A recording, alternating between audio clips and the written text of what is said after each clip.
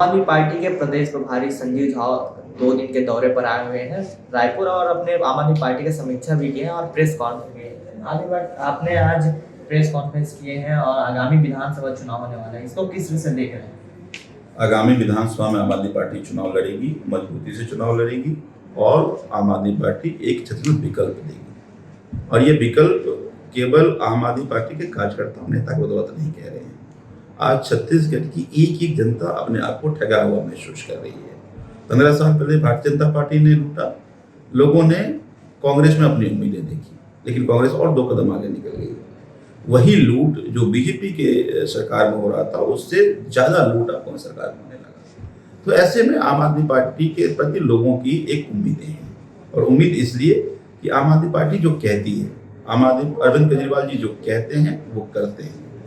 तो अरविंद केजरीवाल जी के पे लोगों का भरोसा है।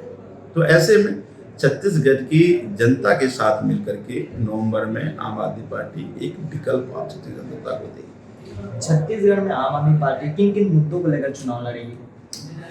देखिए, मुद्दे ही मुद्दे हैं। क्या मिला जनता को?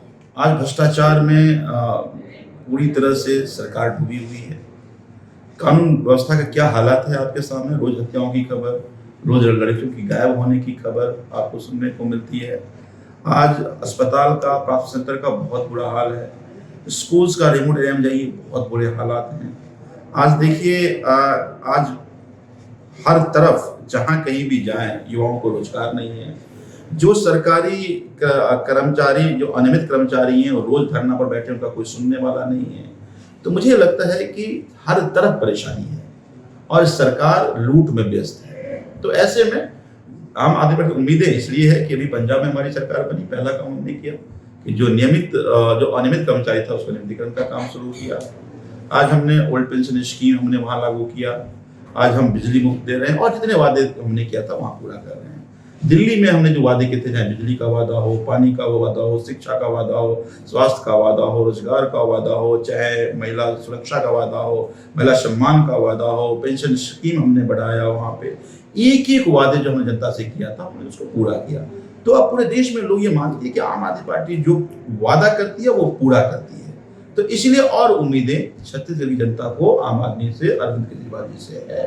मुझे पूरा विश्वास है कि छत्तीसगढ़ एक जनता के साथ मिलकर के एक बहुत बड़ा बदलाव आपको छत्तीसगढ़ देखने को मिलेगा। छत्तीसगढ़ में जिस तरह से अभी भाजपा और कांग्रेस पूरी तरह से मजबूती है, इसको आम आदमी पार्टी किस तरह से चुनौतियां मानती है?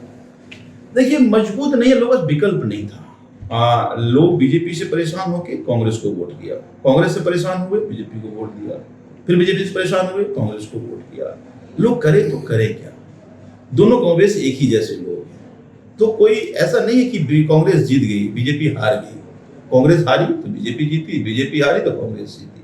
जनता उम्मीद नहीं देख रही है। दिल्ली में देखिए, हम 3 बार चुनाव लड़े और तीनों बार 50% से ज्यादा मत मिला। तो इसका मतलब है कि आम आदमी पार्टी को लोगों ने चुना है। तो मुझे यह लगता है कि अब आम आदमी पार्टी एक विकल्प के तौर पर छत्तीसगढ़ में है। तो छत्तीसगढ़ की जनता आम आदमी पार्टी के साथ मिलकर के अपनी सरकार नवंबर में बनाएगी। क्या आम आदमी पार्टी हर विधानसभा में चुनाव लड़ेगी? बिल्कुल बिल्कुल, 90 के 90 सीट पर चुनाव लड़ेंगे और मजबूती से चुनाव लड़ेंगे।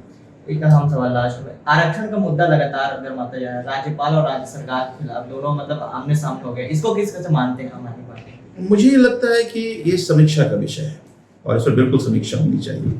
जब तक आप वंचित को उचित भागीदारी नहीं देंगे तो समाज या राज्य समृद्ध कैसे होगा?